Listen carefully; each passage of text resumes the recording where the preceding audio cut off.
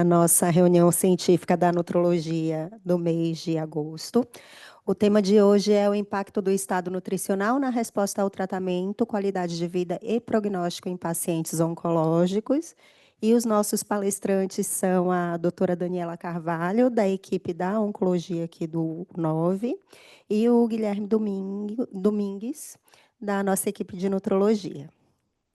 Boa apresentação, espero que todo mundo aproveite e no final a gente vai ter um tempinho aí para debate e perguntas. Boa tarde, gente. Então, eu sou a Daniela, sou médica da oncologia aqui do Hospital 9 de Julho. Gostaria de agradecer o convite da equipe da nutrologia e a presença de todo mundo. Não sei se dá para passar aqui. Eu vou, então, falar um pouquinho aí sobre o impacto nutricional na resposta ao tratamento, qualidade de vida e prognóstico nos pacientes oncológicos. E decidi por começar apresentando um caso clínico, que eu acho que fica mais ilustrativo. Então, o caso clínico, um paciente masculino de 65 anos, casado, procedente de São Paulo. Ele vem no consultório com uma queixa de engasgos e perda de peso aí há cerca de 6 meses. Na história, ele tem uma história de 6 meses, iniciou com uma disfagia de início aí para alimentos sólidos, posteriormente evoluiu com uma disfagia até para líquidos, e no mesmo período ele perdeu aproximadamente 20 quilos. O quadro aí clássico, né? Que quando a gente recebe um paciente aí com perda de peso, dificuldade para engolir ou mesmo para evacuar, a gente já pensa em alguma situação aí oncológica e principalmente do trato gastrointestinal, né? Lembrando que perda de peso acho que junto com a dor seria um dos sintomas aí mais frequentes, né, entre os pacientes oncológicos. Geralmente é a nossa primeira pergunta: você teve perda de peso? Então, geralmente é uma das primeiras perguntas. Então, no exame físico, esse paciente aí tinha 55 quilos, 1,75 m de altura, um IMC de 17. Sei, daqui a pouco o Guilherme vai me corrigir aí que o IMC não é usado, não é tão fidedigno para a gente avaliar nutricionalmente o paciente, mas geralmente na consulta é o que a gente consegue fazer, o oncologista. E de antecedentes pessoais, hipertensa em uso só de losartana, e de hábitos tabagista e etilista. Não tinha nenhum histórico familiar. Então, aí, só com esse caso clínico, só com essa história clínica, a gente já começa a pensar em algumas coisas. Então, é um paciente idoso que tem alguns fatores de risco, aí, tabagista e etilista, perdeu peso, tem essa história aí de disfagia. Então, a gente começa a pensar em alguns sítios aí prováveis para a gente começar a investigação. Foi isso que aconteceu. Então, a gente procedeu com uma endoscopia digestiva alta, visto que era mais sintomas intestinais altos. Ele já na endoscopia tinha uma lesão ulcerada em esôfago distal, obstruindo aí cerca de mais de 75% da luz, ou seja, quase uma obstrução completa. E foi realizada uma biópsia que resultou em um adenocarcinoma de transição esôfago-gástrica, então bem ali no final mesmo, entre o esôfago e o estômago. No estadiamento, a gente geralmente, né, o paciente faz o diagnóstico com a endoscopia e logo depois vem o estadiamento. A gente precisa entender se essa doença é localizada ou se já é metastática, né? Isso muda totalmente aí a questão do tratamento. Então, esse paciente foi submetido às tomografias, não tinha doença à distância, não tinha metástase, ficou então como uma doença, um adenocarcinoma de junção esôfago-gástrica, uma doença localmente avançada. A partir daí, então, assim, qual o tratamento proposto para esse tipo de doença? Não digo nem para esse paciente inicialmente, para esse tipo de doença, porque o tratamento, às vezes, o mais indicado para a doença é X, mas às vezes o paciente não tolera aquele tratamento. Então, nesse caso, o tratamento padrão, aí, baseado em evidência robusta e na literatura, é o tratamento perioperatório. Então, ele é baseado em quimioterapia, seguida de cirurgia, seguida de quimioterapia. Então, geralmente, o paciente usa esse esquema chamado FLOT. Esse esquema é um esquema muito duro, muito tóxico, né? São 4 drogas. O paciente, assim, ele tem um poder metogênico elevado, causa bastante, pode causar diarreia, pode causar fadiga. É um protocolo bem duro, né? E a gente está falando aí de um paciente idoso que perdeu bastante peso. É, seria difícil fazer esse protocolo para esse paciente. E não bastasse a quimioterapia, a gente ainda tem a cirurgia, que também é uma cirurgia grande, uma cirurgia difícil, que envolve, aí, pela localização do tumor, uma esofagectomia e também retira uma parte do estômago, ali, às vezes até o estômago inteiro. Então, é realmente um tratamento duro para um câncer que também é agressivo, né? O adenocarcinoma gástrico é um câncer, um dos mais agressivos aí do trato gastrointestinal. Então, pensando aí no nosso caso, para vocês pensarem um pouquinho comigo. Será que esse paciente está apto para iniciar esse tratamento? Pensando aí, quimioterapia, protocolo pesado com 4 drogas, cirurgia mais 4 ciclos de quimioterapia. Ele é idoso, perdeu 20 quilos, não consegue ingerir nem líquido, não tem história de vômito aqui, mas daqui a pouco pode acontecer, né? A quimioterapia é metogênica. Então, acho que aí a gente já fica aí com esse questionamento importante antes de iniciar o tratamento. Aí, pensando no caso, o que a gente precisa corrigir antes de iniciar o tratamento? São várias coisas, né? Mas assim, a gente consegue pensar principalmente aí nessa parte nutricional, né? Como é que a gente vai nutrir esse paciente? Como é que a gente vai controlar os sintomas decorrentes da quimioterapia? Então, são coisas que a gente começa a pensar também. E quais profissionais a gente precisa envolver, né, da equipe multidisciplinar no tratamento desse paciente, né?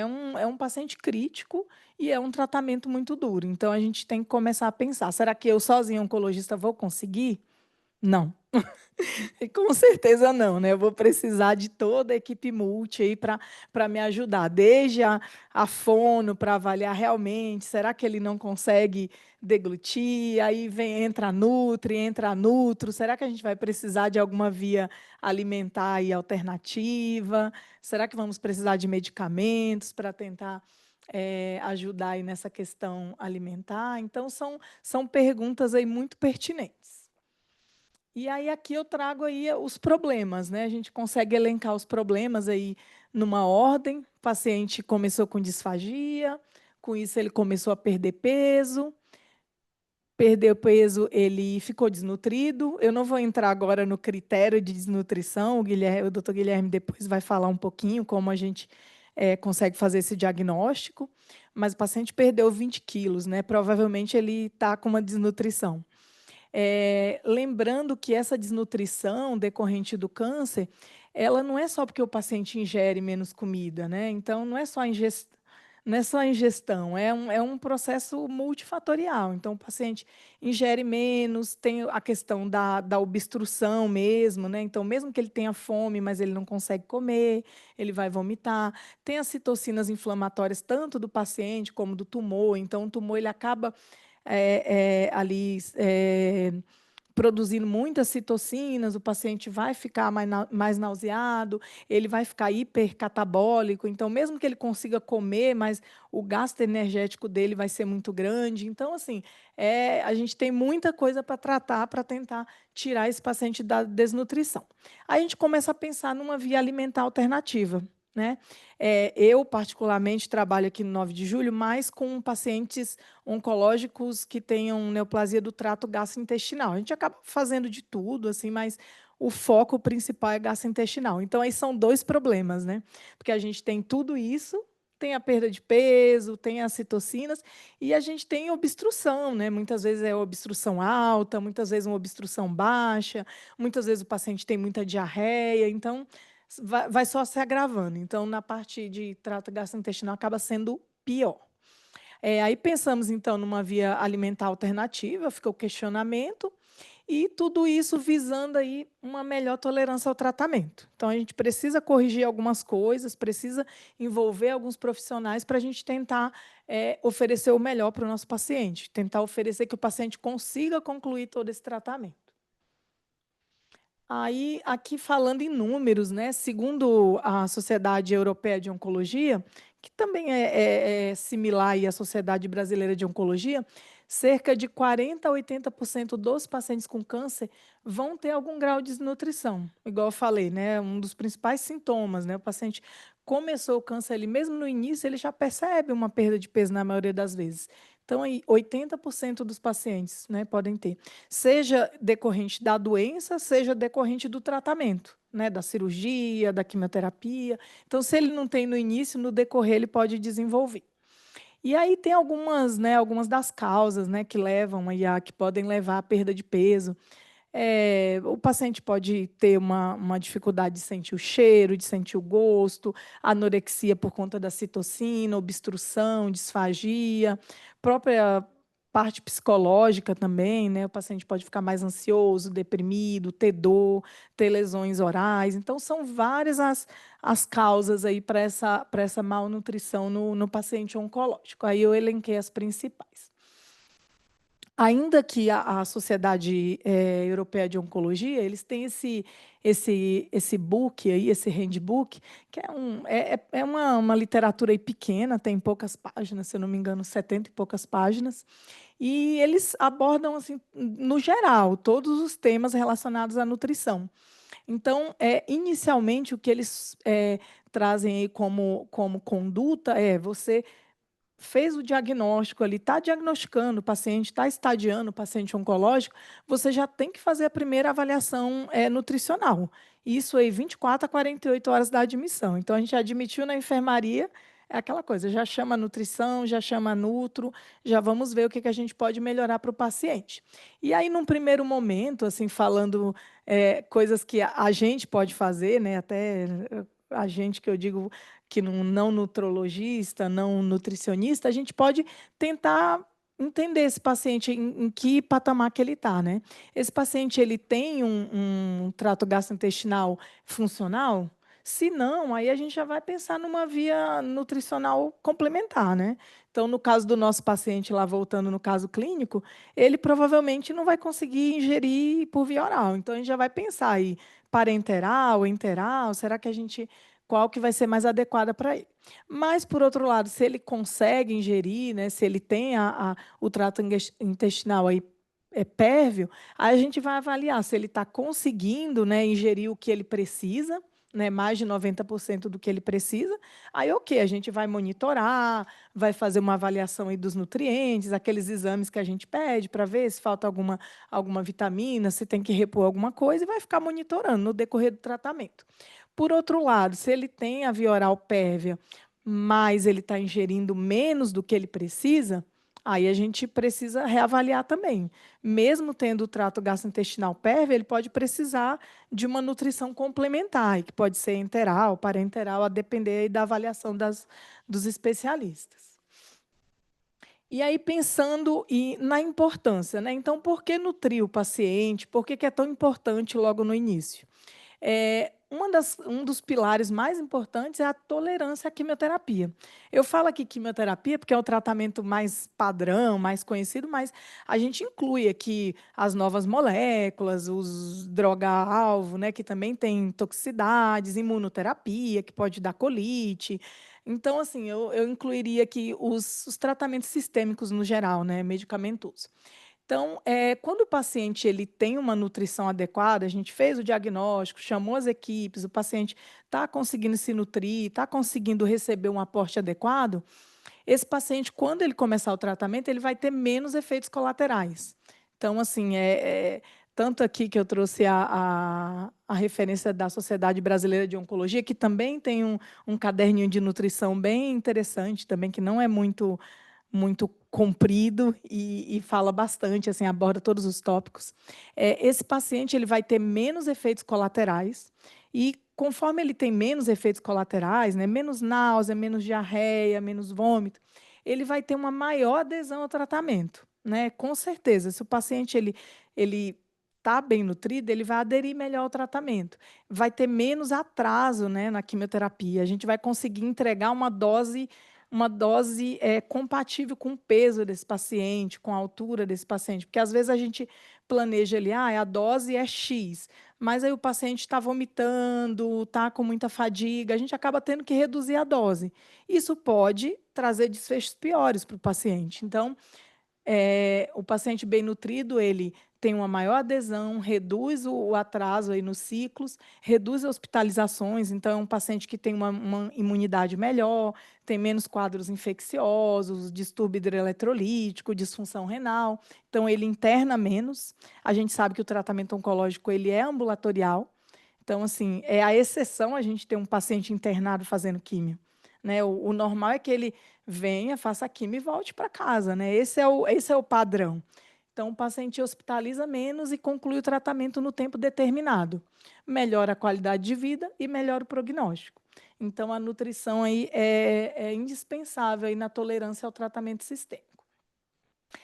Lembrando também que, além de falar da nutrição em si, a gente tem que lembrar que muitas drogas elas podem impactar, né, nesse estado nutricional do paciente, porque elas são muito emetogênicas, né? Então, aqui entra a parte de medicação, né, da gente tentar medicar o paciente com antieméticos aí adequados para cada esquema.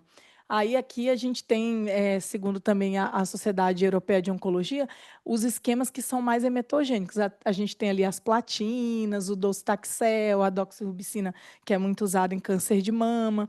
Então, assim, os pacientes vão ter náusea e vômito. Se a gente não fizer um esquema aí adequado, eles vão ter. Então, ele já está desnutrido, aí começa a vomitar, aí não come, né?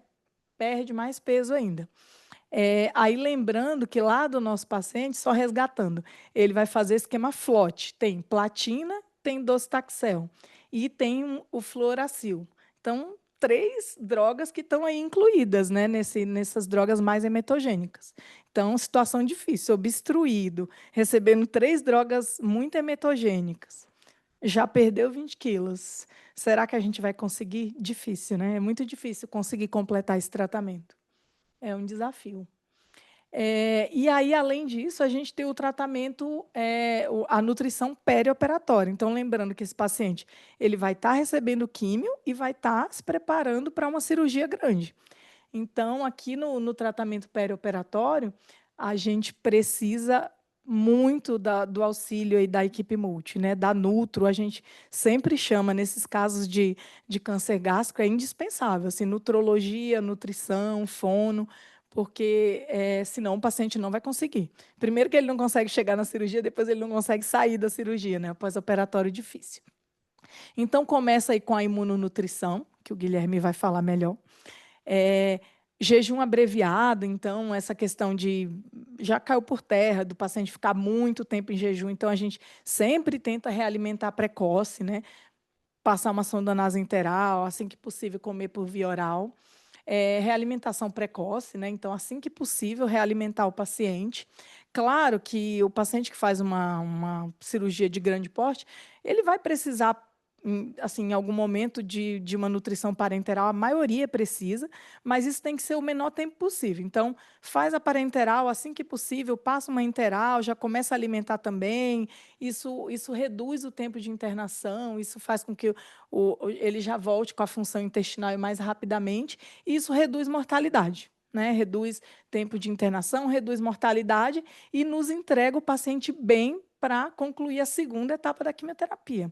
Porque aqui no caso do meu paciente, agora a gente ainda tem 50% da quimioterapia para fazer. Então, ele tem mais 4 flotes para fazer depois. Esses 4 flotes é muito raro a gente conseguir terminar. Né? Então, já com todo esse suporte é difícil. Imagina se não tiver. Com relação à qualidade de vida. Então, acho que assim, falar um pouco mais do mesmo, né? O paciente que está bem nutrido, ele tem menos fadiga, ele mantém o peso corporal, então, com isso, ele consegue manter a funcionalidade, né? Que é muito importante, o paciente jovem, 68 anos, né? Ele consegue fazer as coisas dele, tomar banho, se cuidar sozinho, muitas vezes consegue até trabalhar. A gente tem exemplos de pacientes mais jovens, o paciente mantém trabalhando, ele consegue manter as atividades dele aí mesmo no período de quimioterapia. Isso também reduz o número e o tempo de internações, tanto por complicações relacionadas aí à quimioterapia, como também na cirurgia, né? Então, ele fica menos tempo na UTI, fica menos tempo na enfermaria, vai de alta mais cedo e começa o tratamento aí sequencial mais rápido. E tudo isso traz um bem-estar melhor para o paciente se sente melhor, ele consegue ficar em casa mais tempo e a gente alcança aí, né, consegue pelo menos de forma, não completamente, mas de forma parcial, prover uma certa qualidade de vida para o paciente. Eu sempre acho assim que a gente, né, que trabalha com oncologia, a gente foca muito em aumentar o tempo de vida do paciente, né? Esse é o principal desfecho de todos os estudos, né? A gente é sobrevida global. Mas, na minha opinião, e muitos autores, a qualidade de vida vem antes, né? Porque não adianta nada você estar vivo e estar sofrendo e sofrendo. Então, qualidade de vida é muito importante para o nosso paciente. E aí, falando então do desfecho, né, do nosso caso, então o paciente ele foi avaliado pela equipe multi, acabou precisando receber nutrição enteral, né? Então foi possível passar uma sonda ali por endoscopia. O paciente começou a nutrição enteral, logo em seguida começou a fazer a quimioterapia, então cumpriu aí os 4 ciclos de FLOT. Mesmo não sendo fácil, mas o paciente estando bem mais nutrido acaba sendo um pouco mais fácil. Posteriormente, ele foi submetido à cirurgia, como eu falei, uma esofagectomia com gastrectomia. Nesse período, assim, na maioria das vezes o paciente vai precisar de uma nutrição parenteral, né? Então, existe risco de fístula, aquelas complicações pós-operatórias. Então, nesse tempo, o paciente precisa ir por um tempo de NPT, concluiu os 4 ciclos posteriores aí de quimioterapia e atualmente está em segmento sem evidência de doença. Então, tudo isso aí só é possível com o trabalho da equipe como um todo, né? Aí, a gente está falando muito de nutrição, mas entra a fisioterapia também, né? Para reduzir a perda de massa muscular, sarcopenia, psicólogo, é muito difícil passar por tudo isso, a enfermagem. Então, tem toda uma importância da equipe multi. Ali no canto direito, tem um fluxograma da Sociedade Brasileira de Oncologia que fala justamente desse caminho. Então, o caminho do oncologista com o caminho do nutricionista, nutrólogo. Então, a gente caminha junto. Fez o diagnóstico, primeira avaliação, precisa de uma via alimentar alternativa, precisa de suplemento. Isso segue. Meu paciente lá, agora ele está em segmento, sem evidência de doença. Mas, infelizmente, o câncer gástrico ele recorre muito. Daqui a pouco ele pode ter uma recorrência da doença, um tratamento de primeira linha e, novamente, a gente vai, às vezes só muda o foco, né? Agora ele não vai se preparar mais para uma cirurgia, mas ele precisa tolerar melhor a quimioterapia, ele precisa ter a independência dele também para ficar em casa, para internar menos. Então, em todos os momentos aí do tratamento oncológico, inclusive depois do tratamento oncológico, inclusive os sobreviventes, eles precisam ter esse acompanhamento aí nutricional. Aqui eu trouxe alguns estudos também que eles falam sobre isso, sobre o prognóstico de pacientes que mantêm aí uma dieta adequada, realização de atividade física com relação a desfechos aí de sobrevida livre de doença, sobrevida global. Então, os estudos mostram, alguns em andamento, alguns que já foram concluídos, estudos de fase 3, assim, com alto impacto, alta relevância, que se você mantém uma dieta adequada, um peso adequado, isso tem impacto em o câncer voltar menos, o paciente sobreviver mais. Então, às vezes, a gente foca muito quimioterapia, cirurgia, mas a gente esquece do básico, né? Que é comer bem, fazer atividade física. Recentemente saiu no Congresso Americano de Oncologia um estudo que mostrou que fazer atividade física assim, regular mesmo, tudo certinho, pelo menos 3 vezes por semana, isso reduz cerca de 30% o risco do câncer voltar, por exemplo, em uma pessoa que está tratando. E, assim, é muito, né? Às vezes a gente faz uma quimioterapia para reduzir 5%, 10%. Então, alimentação e atividade física aí muito importante nessa caminhada e nessa jornada do paciente com câncer.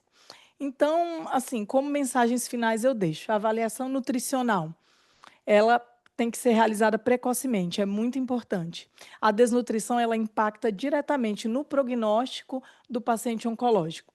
A intervenção nutricional, ela deve ser individualizada. Então, individualizada depende do paciente, depende do câncer, depende do estágio do câncer. Então, não tem uma receita de bolo assim para todo mundo. Então, cada paciente depende da preferência alimentar, são muitos fatores aí que a nutrição, junto com a nutrologia, junto com a gente também, o que eu vou fazer de tratamento, a gente tem que discutir caso a caso. E é isso, né? A integração multidisciplinar é indispensável para o sucesso do tratamento. Assim, não seria possível sem a gente trabalhar junto. Então, a nutrição oncológica, ela não é um acessório, ela é uma parte fundamental, né, no tratamento aí do paciente com câncer, e ela influencia diretamente na sobrevida e na qualidade de vida, nos dois principais desfechos que a gente busca em oncologia. E é isso. Obrigada, gente. Vou chamar o Guilherme agora para explicar os pormenores de tudo que eu não sabia explicar aí da avaliação nutricional. Deixa eu ver se ele vai mudar o slide.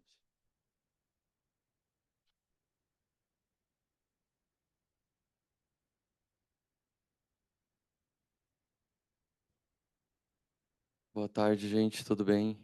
Todo mundo consegue me ouvir, né?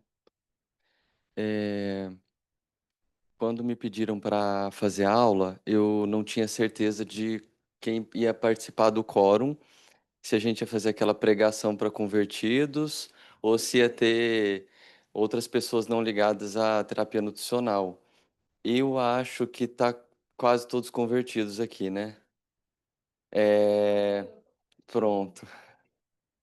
Então eu vou passar rápido por umas partes que eram meio básicas, que eu achei que seriam úteis, mas que a gente pode gastar um pouquinho mais de tempo em algumas questões um pouquinho mais controversas. O roteiro da aula, então, a gente quis iniciar com um caso clínico para ilustrar, depois partir para definições, que são uma coisa muito importante, de desnutrição, de sarcopenia e de caquexia oncológica, que são parecidos, mas têm diferenças importantes. Aí eu trouxe um trechinho curto de impactos em desfechos oncológicos. É, é super importante. Eu fiquei até com preguiça de fazer essa parte, porque a gente sabe que tem muito estudo, tem muita evidência de impacto em desfecho. Mas eu trouxe um slidezinho e aí dá para a gente comentar. E aí focar no tratamento. Terapia nutricional, meta, calórica, proteica, estimativa de gasto energético, uma palhinha sobre suplementos alimentares e nutrientes específicos e bem rápido sobre fármacos também. Para confeccionar a aula, eu usei 5 grandes referências. A Sociedade Europeia de Oncologia e Americana, a ESMO e a ASCO, e os guidelines da ESPEN, o Clinical Nutrition in Cancer, de 2021, e da ASPEN, que ele é mais antigo, acho que é de 2009. E algumas referências da SBNPE também, que ela tem um que não é tão antigo também. Então, definir desnutrição é relativamente fácil, né? Um desbalanço entre gasto e oferta. É, Então, a definição conceitual de desnutrição é muito simples. Agora, identificar ela que é o grande desafio. Então, a ESPEN ela traz essa definição que não ajuda tanto no diagnóstico e sim conceituar essa entidade. E como que a gente diagnostica ou tria? Através das ferramentas de triagem e diagnóstico. Então, uma das mais famosas é a NRS 2002, que eu trouxe o espelhinho dela aqui. Eu acho que é a que a gente mais usa, que os serviços mais utilizam. E vocês devem saber ela de cor, então a gente não precisa aprofundar tanto. Eu só gosto de lembrar que tem que dar um pontinho a mais quando o paciente tem mais de 70 anos, que acho que isso é uma questão de prova legal, né, de fazer. É, Além da NRS 2002, a gente tem a avaliação subjetiva global, tanto a SG simples quanto a SG PPP, que é produzida pelo paciente. Aqui eu trouxe a SG PPP. Ela tem uma parte em que o paciente irá preencher e outra parte em que o profissional de terapia nutricional vai preencher. Ela tem partes que buscam dar uma objetividade para a nossa anamnese e exame físico, mas ela é muito interessante porque ela valoriza o nosso olhar clínico em cima do doente. Então, assim, ela estrutura a anamnese e o exame físico, mas ela valoriza aquele olho que a gente bate e interpreta se o nosso paciente está ou não desnutrido. Então, ao final da ASG-PPP, que é bem extensa, a gente vai graduar o paciente entre A, B ou C, sem desnutrição, moderadamente desnutrido ou gravemente desnutrido. E também, um pouquinho mais nova e saindo muita publicação, é o GLIM, né? É, Global Initiative on Malnutrition. Aí o GLIM ele pretende buscar um caráter fenotípico da etiologia dessa desnutrição e do fenótipo dessa desnutrição e um diagnóstico etiológico. E depois de estabelecido o diagnóstico, ele gradua também. Todas essas ferramentas elas são muito semelhantes e elas partem de perguntas muito parecidas. Quanto de peso você perdeu? Você está comendo menos do que o necessário nos últimos dias, e etc. O GLIM ele inova ao valorizar estado inflamatório. O NRS 2002 tentou valorizar isso no quadro da esquerda, mas o GLIM ele enfatiza isso diretamente. E aí uma pergunta que a gente se faz é: qual ferramenta de triagem eu vou usar para o meu paciente, né? Existem dezenas, eu trouxe três para exemplificar, mas existem dezenas de ferramentas. E aí a gente tem acho que é é uma revisão sistemática de 2022, que ela demonstra que é, todas as ferramentas avaliadas é, eles tiveram uma certa acurácia para identificar desfechos hospitalares. Então, elas se assemelham, né? Mas quando a gente aprofunda, eu encontrei essa meta-análise agora de 2021, que ele parte de um pressuposto diferente. Ele parte de um pressuposto de que a gente não tem um padrão ouro, aí ele usa esse Hierarchical Bayesian Latent Class Meta-Análise. E ele identifica na avaliação subjetiva global produzida pelo paciente como a ferramenta mais acurada para avaliar desfecho no subgrupo de paciente oncológico. Então, se a gente tiver que escolher, eu não sei se a gente padronizou um aqui. Não, a ASG sem ser a PPP. É, ela é menorzinha, né? Mas a ASG PPP poderia ser uma opção. Perfeito, perfeito. Tria, depois faz a ferramenta de diagnóstico. Tá ótimo. Acho que mais à frente eu vou comentar um pouco. Para que servem essas ferramentas, né? Não é para esse paciente, não é para esse paciente, né? É para o paciente que é o nosso paciente, que ele não vai chegar com essa desnutrição tão evidente, mas ele perdeu peso, ele se encaixa como desnutrido. Ele vai ter evidências sutis de desnutrição, que só esses questionários e a gente questionar ativamente o nosso paciente, a gente vai identificar que ele está comendo menos nos últimos 3 meses, na última semana, etc. Então, o nosso perfil de paciente, ele tem mais obesidade, e identificar a desnutrição no paciente obeso é mais difícil. E agora a gente vai para a definição, que eu vou tentar ir mais rápido, de sarcopenia. A principal referência em sarcopenia é o consenso do Grupo Europeu, de 2019. E a grande inovação dele é valorizar força ao invés de quantidade muscular, né? Todo mundo já viu esse quadrinho dezenas de vezes. Então, ele é super interessante porque a gente consegue dar diagnóstico de sarcopenia em qualquer consulta. Porque a gente não precisa nem do dinamômetro, a gente só precisa de uma cadeira. Então, a gente tria com o SARC-F ou SARC-CALF que foi uma ferramenta validada por um grupo de pesquisadores brasileiros, adicionando a circunferência da panturrilha.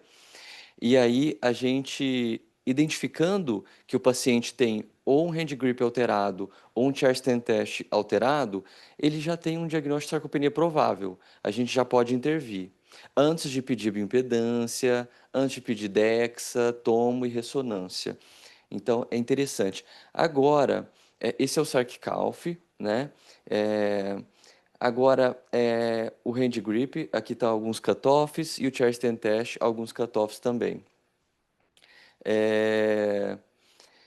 Para confirmar de fato o diagnóstico de sarcopenia, aí a gente vai precisar da bioimpedância, da tomo, que não é um exame que a gente pede para o paciente para esta finalidade, é um exame de oportunidade. Qualquer câncer de trato gastrointestinal vai precisar de uma tomo, a gente aproveita essa tomo, usa um software pago ou gratuito e tenta estimar quantidade de massa muscular. Ou ressonância, que aí vai dar informações adicionais, grau de mioesteatose, etc. Aí um padrão ouro para a composição corporal. Mas, olha como é interessante, desnutrição, sarcopenia e caquexia, para o paciente oncológico, tem mais trabalho com caquexia, com essa definição. Porque justamente a grande diferença entre caquexia e sarcopenia é o que eles chamam de estado inflamatório. É, que sempre me pareceu uma definição meio besta. Então, tem um score, como que eu vou identificar se meu paciente está inflamado? É pela PCR, eu vou ter que dosar uma interleucina, IL-1, IL-6, TNF-alfa, etc. Mas tem um score que daria para a gente usar no dia a dia para identificar um paciente inflamado. Então, a definição do Farron, de 2011, que foi publicada na Lancet, é a mais usada na maior parte dos trabalhos. E ele define que o nosso paciente precisa de ter perdido mais que 5% do peso corporal nos últimos 6 meses, ou ele tem um MC menor do que 20 e perdeu mais do que 2%, ou ele tem ou ele tem sarcopenia e qualquer perda ponderal acima de 2%. E aí, esses cutoffs para sarcopenia, eles estão sendo produzidos, infelizmente. Eles não existem. Não, assim, alguns, acho que a doutora Gonzalez está padronizando um cutoff para a população brasileira para bioimpedância, mas por hora a gente usa algum grupo étnico que se assemelha ao nosso, e aí a gente consegue definir sarcopenia. E aí, essa escala modificada, a escala prognóstica de Glasgow modificada, é a ferramenta que vai fazer a gente diferenciar sarcopenia de caquexia. Ela vai dizer se o paciente está inflamado ou não. Como? Só com albumina e PCR. Eu só preciso de albumina e PCR.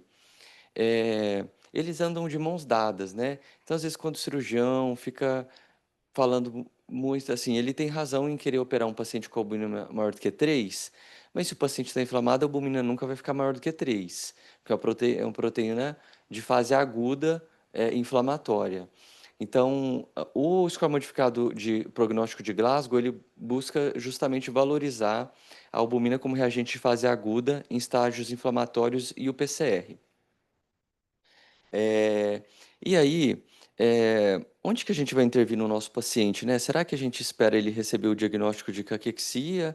Ou quando o paciente apresenta sinais de anorexia e uma perda ponderal menos expressiva, será que já não é o melhor momento de intervir?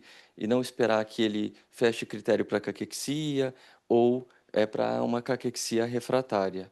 Então, talvez o timing seja lá na pré-caquexia da gente intervir.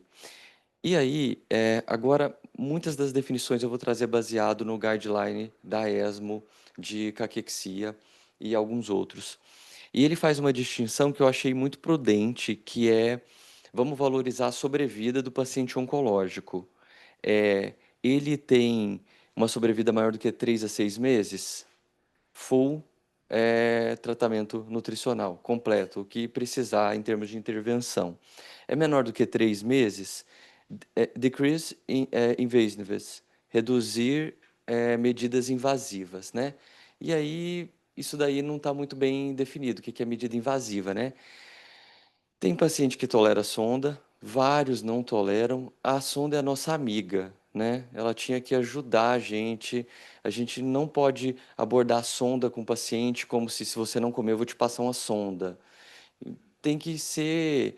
Olha, ainda bem que a gente tem esse tubinho que leva magicamente o nutriente do meio externo para dentro do seu estômago. E no primeiro vai ser ruim na hora de passar, vai ser ruim a primeira noite, e depois você vai esquecer que está usando. E se o prognóstico do paciente é de poucas semanas, talvez não faça sentido a gente ficar intervindo tanto. E aí a onco é fundamental para dar, porque assim, por mais que a clínica médica, a gente tenha feito clínica médica ou cirurgia geral, ou uma especialidade que dá alguma vivência, a gente, a gente não consegue prognosticar como oncologia. Então, vocês têm que dar esse toque para a gente. Olha, esse paciente, você está intervindo demais. Esse paciente está quase entrando numa fase ativa aqui. O que que você está fazendo aqui? Então, é isso. É, é, esse fluxograma ele é um fluxograma que parece complicado para coisas que a gente faz no dia a dia. Avaliar sintoma, definir se o paciente precisa de uma nutrição enteral ou uma nutrição parenteral. É, e aqui é um slide justamente que eu queria subsidiar com a literatura que o que a gente faz importa, importa muito, né? Às vezes a gente fica correndo atrás de um nutriente mágico e fica tentando provar que esse nutriente melhora o tempo de hospitalização, reduz infecção, reduz mortalidade, mas tratar desnutrição e caquexia é a coisa que tem mais evidência dentro de terapia nutricional. É ofertar a oferta calórica e proteica para o paciente. Então, melhora desfechos não infecciosos, melhora a mortalidade, melhora o tempo de estadia. Então, assim, é muito importante. Então, tem todos esses benefícios: redução de complicação cirúrgica, tempo de permanência hospitalar, mortalidade, toxicidade do quimioterápico. O paciente que tem massa muscular preservada, ele vai tolerar melhor a quimioterapia e também o aumento da qualidade de vida. Então, agora, eu não sei se eu estou me prolongando muito, eu acho que não estou me perdendo no tempo. Vamos rapidinho tentar responder algumas perguntas junto com vocês. Qual via, qual a quantidade de calorias, qual a quantidade de proteína, e aí uma perguntinha interessante, qual macronutriente priorizar? Então, qual é a meta calórica do paciente, né? É uma coisa tão simples que não é nem um pouco simples, né? A gente tem que identificar qual é o gasto energético de repouso do paciente, e aí depois a gente tem que escolher um fator multiplicador, certo?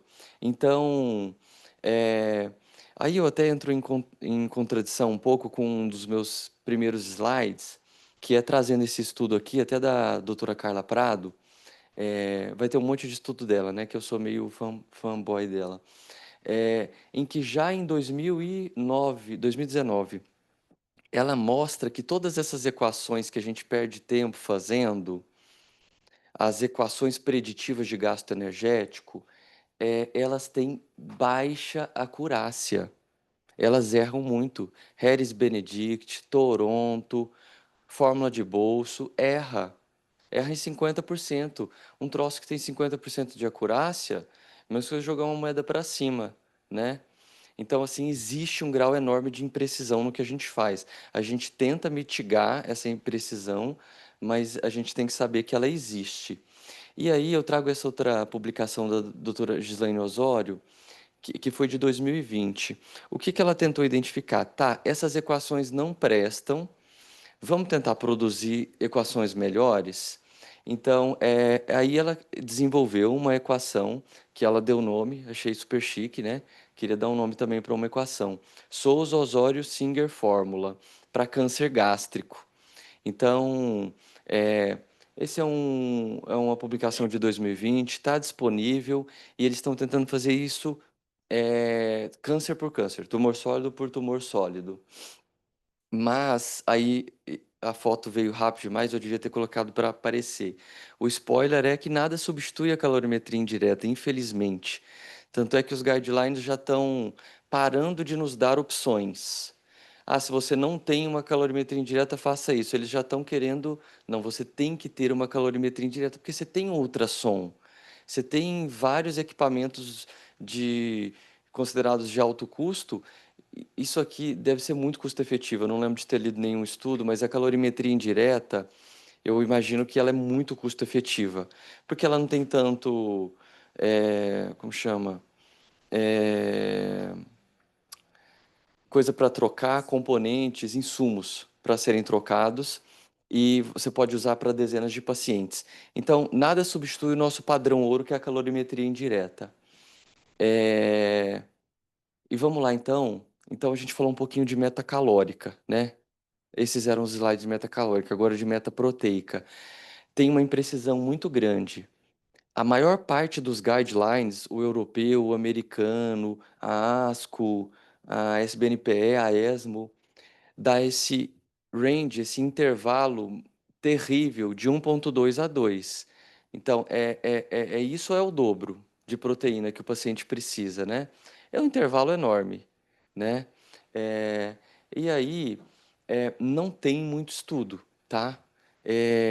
Tem alguns estudos agora, o EFORT para crítico, com alguns braços depois do EFORT, mas eu tentei ver no apêndice do EFORT, eles não fazem a descrição se tem oncológico lá. Então, não serve de guia e só serviria para guiar o crítico, não o paciente em enfermaria, né? Mas por enquanto, então, a gente usa essa referência, 1,2 a 2, que é a referência mais aceita. Se o paciente tem uma sonda vesical por qualquer motivo, a gente pode fazer uma ciencinha e fazer um balanço nitrogenado, se a gente tiver muito na dúvida, né? Ou tem aquele score creatinina-ureia, se a ureia subindo um pouco acima da creatinina, eu posso estar ofertando muita proteína, ou o paciente pode estar fazendo uma pré-renal também, infelizmente. É, Então, sim, macronutrientes. Aí essa recomendação eu achei interessante. Ela não é muito consensual, ela aparece só na ESPEN e na ESMO, para a gente dar mais lipídio do que carboidrato, tendo em vista que a caquexia ela está relacionada com resistência anabólica e resistência insulínica. Então, o paciente fica mais hiperglicêmico, e aí sim, hiperglicemia a gente sabe que altera muitos desfechos. Hiperglicemia. Então, talvez a gente pode estar com a parenteral, dar um pouquinho mais de lipídio. Se for uma enteral, não dá tanto para a gente modular essa parte, né? Mas se for uma via oral, às vezes, a gente tem TCM para dar, né? Falar para o paciente jogar um TCMzinho no arroz e tal. Então, a gente venceu essas partes todas, tá? Então, agora a gente vai falar sobre suplementos e nutrientes e depois fármacos. Tinha muita coisa para falar, eu escolhi falar só de 4: imunonutrição, glutamina, que é um componente de imunonutrição, creatina monoidratada e o beta-hidroximetilbutirato. Imunonutrição tem muita evidência. A evidência mais alta, que seriam os alimentos ricos em ômega 3, nucleotídeos e arginina, tá? É, ela tem muita evidência para o nosso paciente, por câncer gástrico, câncer do trato gastrointestinal acima do ângulo de Treitz, estômago, pâncreas, hepáticos, esôfago e cabeça e pescoço. É a melhor evidência, tá? Então, a gente pode fazer 6 dias pré-operatório, 6 dias pós-operatório. A melhor evidência, então, está para o cirúrgico, fazendo pré e pós-operatório de uma imunonutrição. O protocolo é 600 ml, daquele que a gente sabe o nome, né? E que os cirurgiões decoraram, que é um nome muito fácil, assim, então, para a equipe cirúrgica, eles adoram, sem nunca ter experimentado. Eu convido todo mundo a experimentar, a tomar. A tomar. É, E aí, se fosse para fazer uma escadinha de evidência, cabeça, pescoço, esôfago, estômago e pâncreas, tem muito estudo, muita publicação. É um dado que já deu para fazer um pool de RCTs e fazer meta-análise. Então, é um dado que tem baixas chances de ser refutado no futuro. Cólon e reto tem uma evidência boa. Aí, mama, próstata, trato geniturinário, não tem tanto. Então, assim, Quer usar? Pode usar. Tem muita proteína, por definição, é uma nutrição enteral oligomérica. Isso é bem legal, eu demorei a aprender isso. É a oligomérica, né? É, mas não tem muita evidência aqui para o andar de baixo, tá? Glutamina.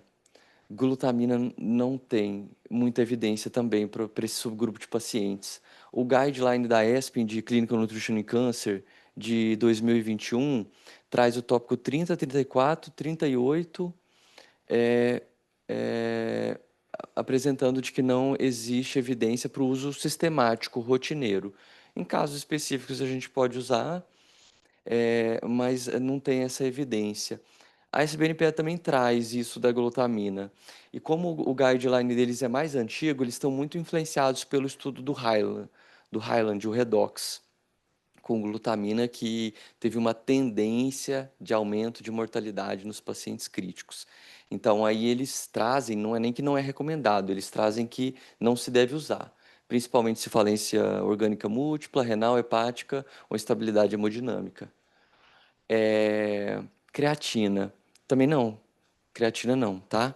Creatina, o paciente precisa estar exercitando. Ela recompõe o ATP, é uma bateria do ATP que foi quebrado em ADP, o difosfato de adenosina.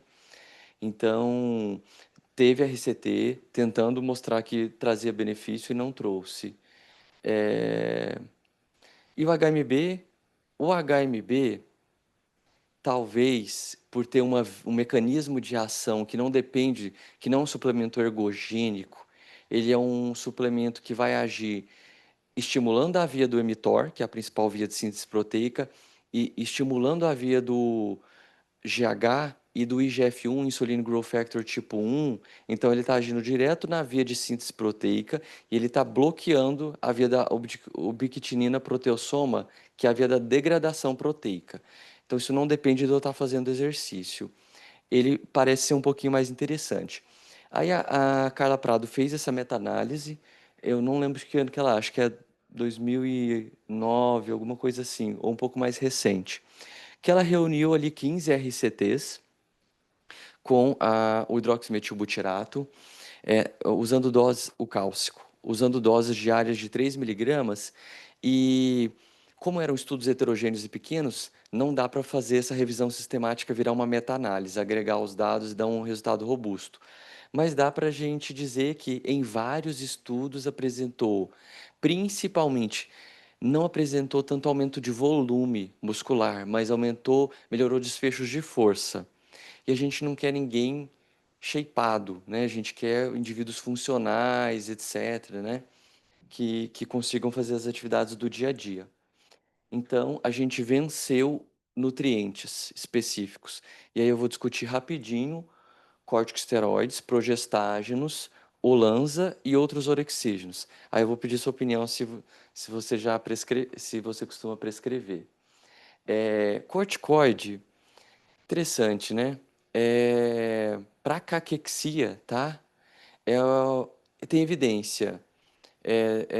Tem algum grau de evidência. Dexametasona entre 3 e 8 miligramas vai melhorar desfechos de apetite e acho que não mexe tanto com desfecho de peso. Por curto período, 4 semanas, depois de 4 semanas, aí acho que aqueles efeitos hiperglicemiantes, miotóxicos do corticoide já não vai trazer mais benefício. Então, uma ponte para alguma coisa a gente deveria usar.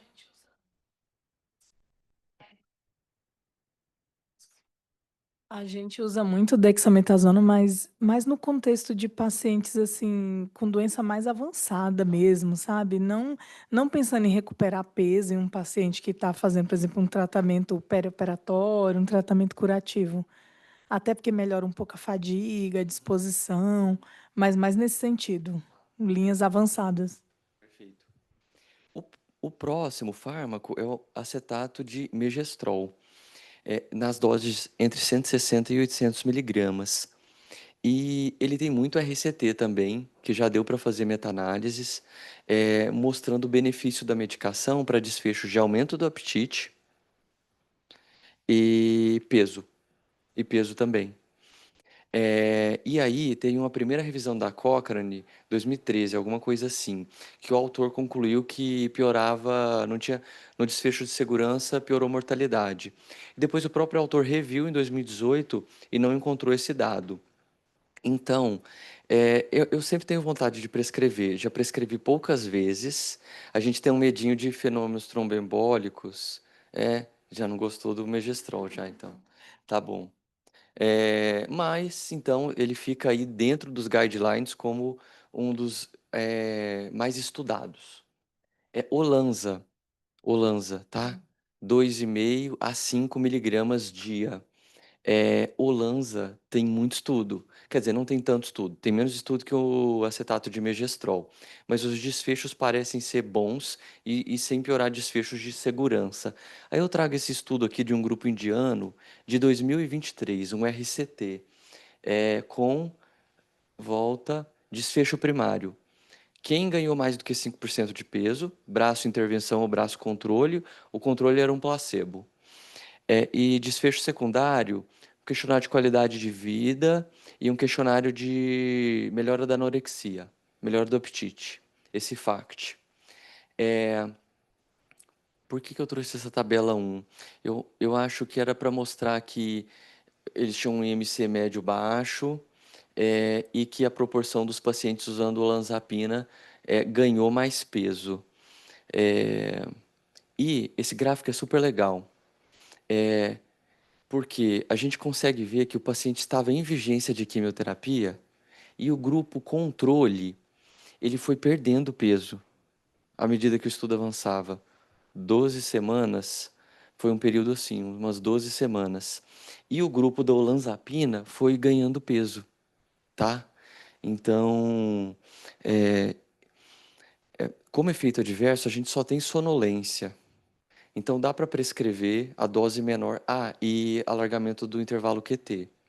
Então dá para pedir um eletro, não precisa da gente ficar contando quadradinho, o eletro já sai o QT corrigido.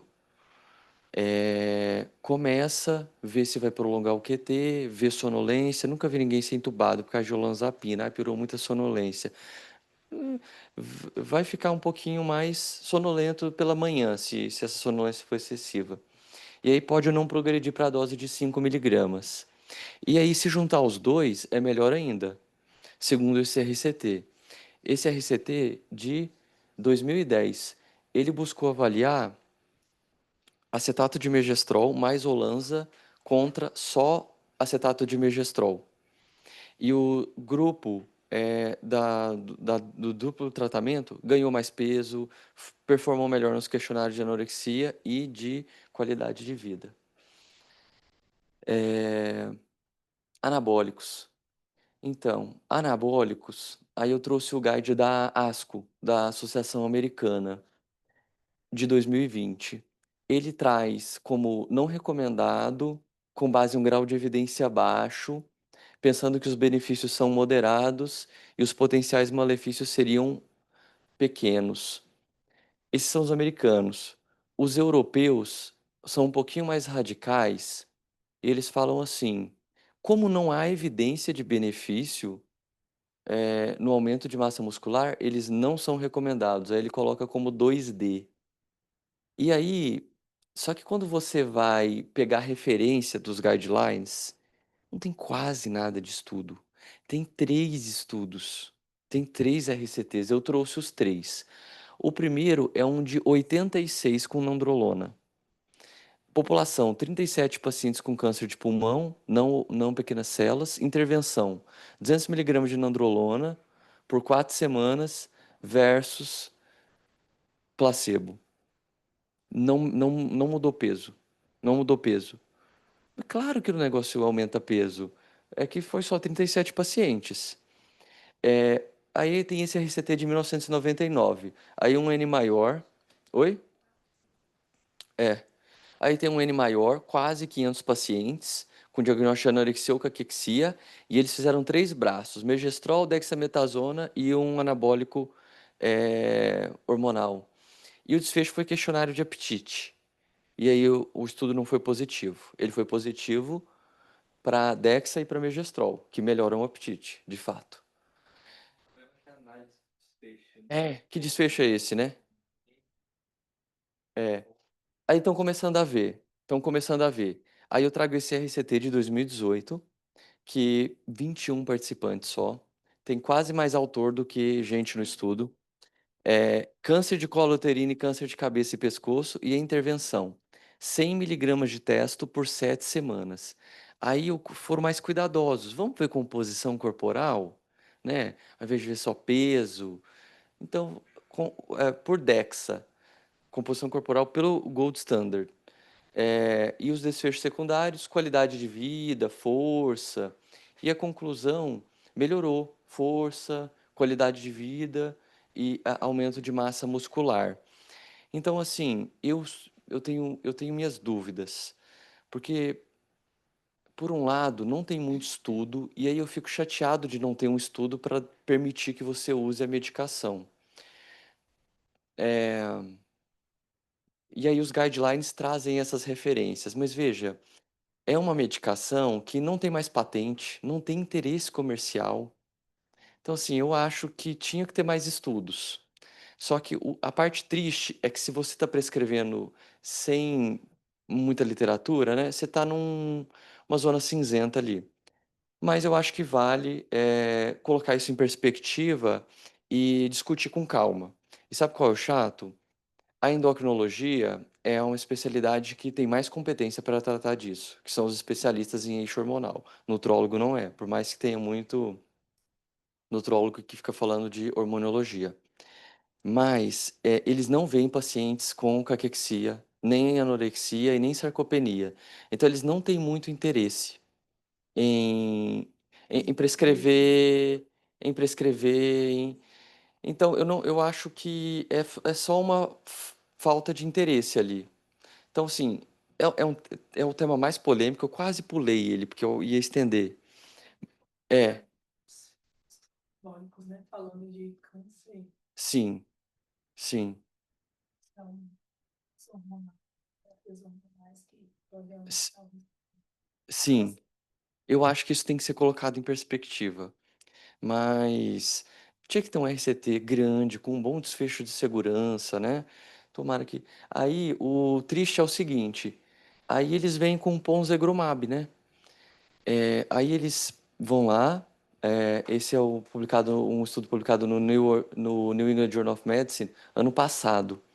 Aí eles pegam um troço que inibe o GDF-15, certo? Que custa milhares de dólares. Aí você tem que dosar o GDF-15.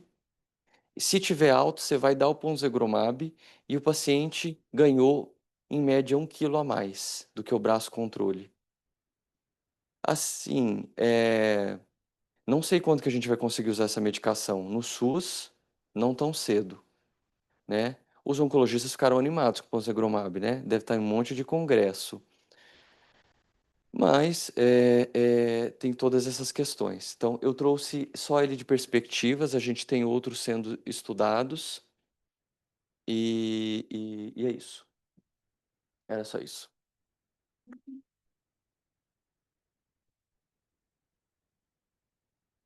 Perguntas ou apresentação? Obrigada, Daniela, Guilherme. Excelente aula. E aqui no chat eu acho que não tem nenhuma, né? Vamos ver aqui na. Eu vou começar. Você já se. Parabéns pela aula da Daniela, do Guilherme, foi ótimo. Uma das melhores aulas de oncologia aí que eu assisti, viu?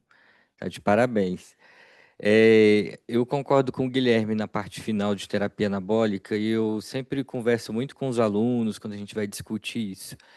Eu acho que o fato de não ter evidência tem que despertar na gente a necessidade de criar evidência, né? De ir atrás de criar, né? Se não tem, vamos atrás de produzir essas evidências. E a gente precisa de investimento, né? Investimento de tempo, de dinheiro. E aí, como o Guilherme falou, as pesquisas são muito direcionadas ao que é rentável financeiramente, né? Então, vai ter que ser muito mais um braço acadêmico de quem goste, de quem trabalha com nutrologia hospitalar, para provar que o anabólico ali, sim, ele pode ter um efeito legal com preço de custo muito acessível, né? Porque é uma droga barata, terapia anabólica. Eu tinha separado umas dúvidas aqui. Deixa eu ver para quem que é. É para Dani. Dani, você comentou no início da aula, achei interessante, que às vezes o oncologista, junto com o cirurgião, pode decidir por postergar um tratamento quimioterápico ou cirúrgico, dependendo do grau de desnutrição do paciente. O que que leva vocês a pensar, além da desnutrição, que foi o caso, né? O tipo histológico, localização do tumor, é seguro esperar para nutrir? Não é? Eu posso prejudicar o paciente? Essa doença pode avançar? Como que é essa linha de raciocínio? Olha, o ideal é a gente já começar. O paciente, geralmente, principalmente de câncer gástrico, ele chega muito desnutrido. Eu estou assim com o paciente agora mesmo. O paciente idoso chega muito desnutrido. É importante a gente começar logo a terapia nutricional enquanto você está fazendo o diagnóstico. Assim, vai fazer a biópsia, já passa a sonda, já começa a alimentar. Porque realmente pode postergar e não é seguro. Porque principalmente câncer gástrico, a histologia geralmente é muito agressiva, não é seguro, mas é aquela coisa, é o que temos, né? Às vezes, assim, por exemplo, o FLOT é a cada 2 semanas. Esse paciente a gente teve que colocar a cada 3 semanas, né? Pelo menos esse ciclo a gente atrasou. Por quê? No meio entre uma quimio e outra, ele internou por um quadro de pneumonia, ele broncoaspirou. Então, assim, o fato da via alimentar estar obstruída, o fato dele estar desnutrido, favoreceu que ele tivesse uma pneumonia. Então, não é seguro a gente fazer a quimio agora, já vai atrasar a quimio. O cirurgião, com certeza, vai atrasar a cirurgia se ele não estiver bem nutrido ainda. Então, até a ideia, às vezes, é internar um pouco antes, tentar fazer, além da enteral, talvez um pouco de parenteral, fazer essa imunonutrição, mas atrasa e não é seguro. Infelizmente, não é seguro. Eu digo porque a gente que trabalha com terapia nutricional sabe que a gente não consegue fazer um milagre de um dia para a noite, né? Então, uma semana, duas, a gente consegue corrigir ali algumas deficiências nutricionais mais evidentes, mas reverter um estado nutricional é algo que demora meses, semestre. Então, às vezes a gente é abordado pelo cirurgião. Quanto tempo você acha que seria necessário eu nutrir antes de operar? E aí eu sempre fico com a corda no pescoço, né? Quanto tempo, né? Guilherme, você quer complementar essa resposta? Só um detalhe, ó, por exemplo, no caso do câncer gástrico, o paciente vai fazer 4 quimioterapias antes, a cada 2 semanas. Então, isso me dá 8 semanas. Geralmente, a gente opera umas 4 semanas após o fim da quimioterapia. Então, eu já teria 12 semanas. Né? E aí, se eu já pegar desde o diagnóstico, né, não atrasar, eu posso ter aí uns 3 meses, até 4 meses, 3 meses e meio, mais ou menos, para recuperar esse paciente para a cirurgia, não para a químio. Eu queria aproveitar esse seu gancho para perguntar assim, porque aqui a gente vê uma realidade que vocês chamam a gente no momento do diagnóstico, mas a gente sabe que não é uma realidade geral. E aí, qual é a sua percepção enquanto oncologista dessa questão da abordagem nutricional?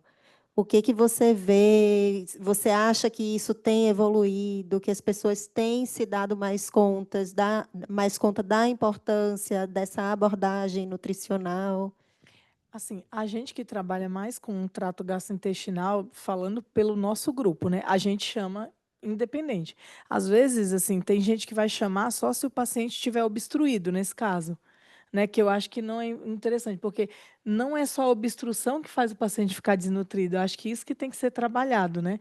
Às vezes o paciente é obeso, ele perdeu peso, ele está conseguindo comer, mas não é o suficiente. Às vezes mesmo eu acho que aí é que mora o problema. Se o paciente não tiver um grau de obstrução, precisar de uma sonda nasointeral ou de uma parenteral, isso pode passar batido, não chamarem a nutro e só chamar no momento da cirurgia. Ah, internou para a cirurgia, vamos fazer um tempo de imunonutrição, então isso pode acontecer. Geralmente com a gente não acontece, a gente é bem próximo de vocês e já chama independente. Mas eu acho que nesse paciente em especial, que não tem a via oral comprometida, acho que é aí que mora o problema. Até porque vocês no consultório de forma grosseira, falando pelo que você trouxe, acabam usando como parâmetro o IMC.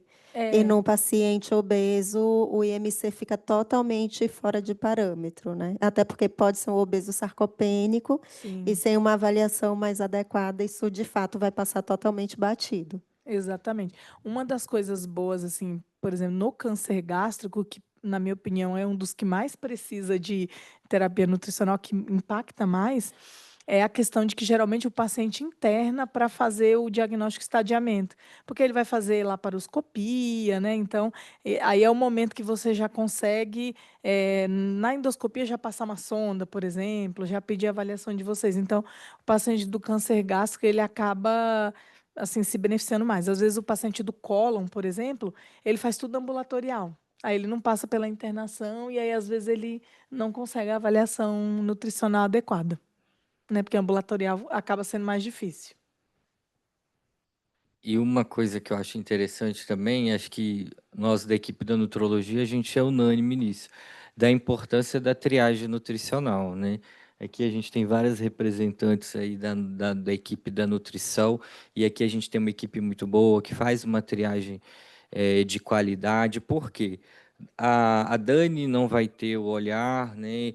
A nutrologia não vai ter mão para triar e ver todos os pacientes oncológicos que internam.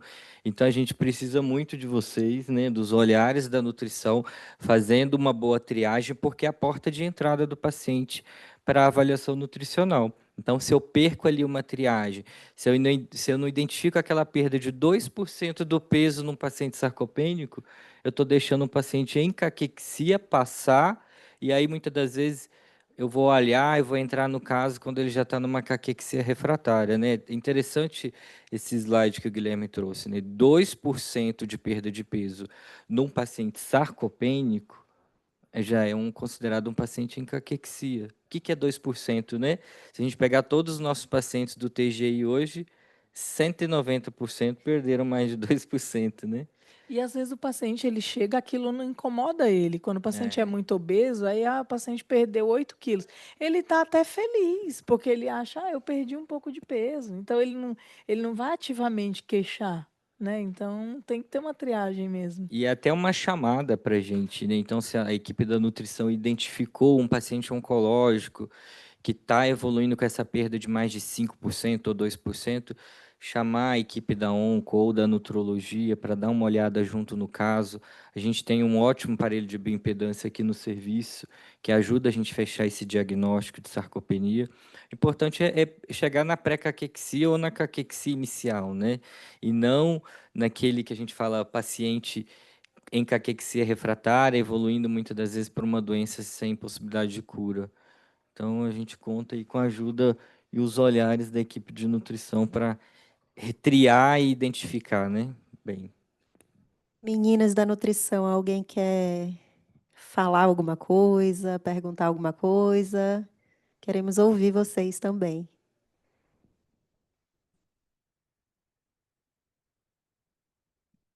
É bem importante mesmo a gente ter esse olhar durante a triagem, porque pode ser que esse paciente chegue, e ele não tem uma perda. Por exemplo, um paciente que vai fazer uma retossigmoidectomia.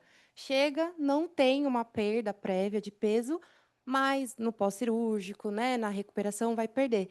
Então, às vezes, o instrumento da NRS, ele limita até a gente, né? Se a gente for fazer ele ao pé da letra, às vezes acaba que aquele paciente não vai aparecer como um risco para a gente. Então, a gente precisa trabalhar a ferramenta, às vezes, ao nosso pró, né? Tanto que a gente fala que a gente força, às vezes. Dentro da NRS, a gente tenta forçar o risco do paciente exatamente por isso, porque nem sempre ela é tão sensível assim. Então, às vezes, o nosso olhar tem que ser mais sensível do que a ferramenta.